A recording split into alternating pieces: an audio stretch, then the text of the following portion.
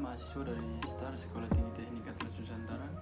Pada video kali ini saya diberikan tugas UAS dengan mata kuliah Rekayasa Perangkat Lunak oleh dosen pengampu Pak Fauzi Eskom MN. Baik, saya tidak panjang lebar lagi, langsung saja di pembahasan.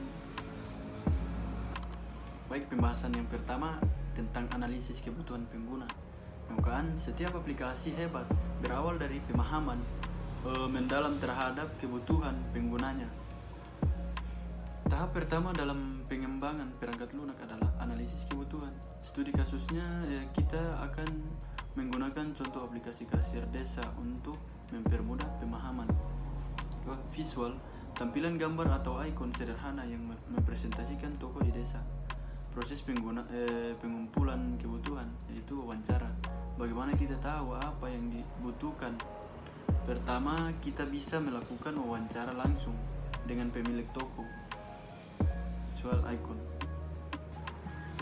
Observasi kedua, kita mengamati bagaimana mereka bekerja sehari-hari untuk menemukan masalah yang mungkin tidak mereka sadari.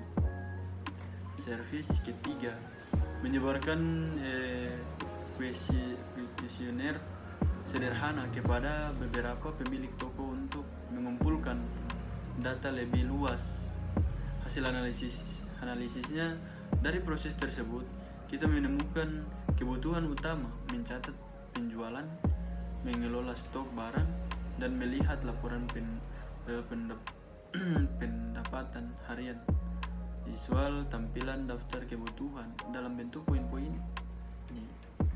Lanjut di option yang kedua, perancangan sistem desain pengantar. Setelah tahu apa yang harus dibuat, saatnya merancang cetak biru atau desain dari aplikasi kita. Diagram UML USKS, kita gunakan diagram USKS untuk memvisualisasikan interaksi antara pengguna kasir dengan sistem. Visual, tampilan diagram USKS sederhana yang menunjukkan aktor kasir dan USKS seperti login, mencatat transaksi, dan melihat laporan. Desain antarmukanya UI atau UX. Selanjutnya adalah desain antarmuka. Desain yang baik UI dan pengalaman pengguna yang nyaman UX adalah kunci agar aplikasi mudah digunakan. Visualnya, tampilkan wireframe atau mockup sederhana dari beberapa layar utama, halaman login, halaman transaksi, dan halaman laporan. Jelaskan secara singkat fungsi setiap elemen. Nah, ini yang kita lihat bahwa di sini diagram dari penjelasan nomor 2 ada pelanggan, sistem toko sembako. Di sini juga ada kasir ke pemilik toko. Nah, di sini tabel detail transaksinya, yaitu nama kolom, it detail, tipe datanya integral PK, keterangan it unit detail transaksi. Kolom yang kedua it transaksi, tipe data it PK FK, it dari transaksi utama. Yang ketiga it produk, tipe datanya INT FK, keterangan it dari produk yang dibeli. Yang keempat jumlah INT, keterangannya jumlah item yang dibeli. Harga satuan desimal 10,2, harga per produk saat transaksi.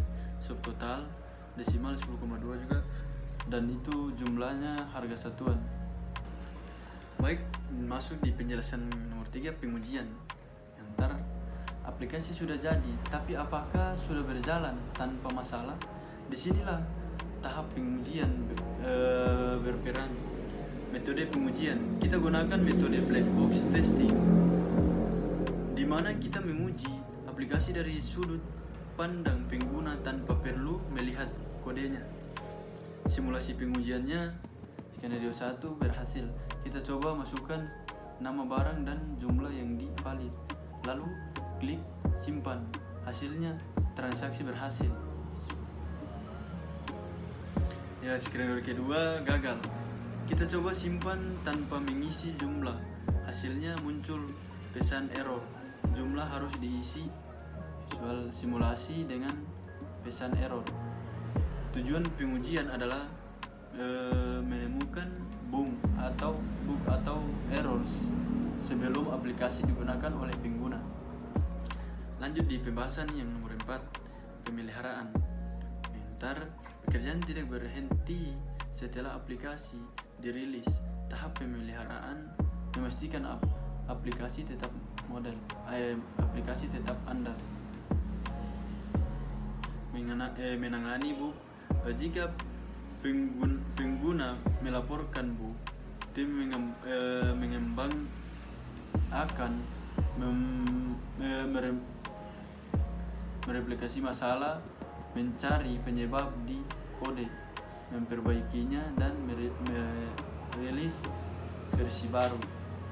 Pentingnya update penting untuk memperbaiki bug, meningkatkan keamanan atau bahkan menambahkan fitur baru sesuai kebutuhan pengguna yang berkembang.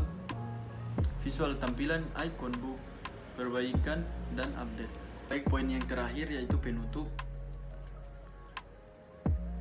Refleksi pribadi, yaitu rekayasa perangkat lunak mengajarkan kita bahwa membuat aplikasi bukan hanya tentang coding.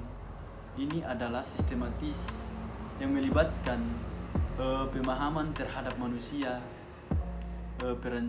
perancangan yang matang, dan komitmen untuk perbaikan berkelanjutan. Setiap tahap memiliki peran untuk menciptakan produk yang bermanfaat dan berkualitas. Baik, terima kasih teman-teman sudah menyaksikan video kali ini. Lebih dan kurangnya saya mohon maaf.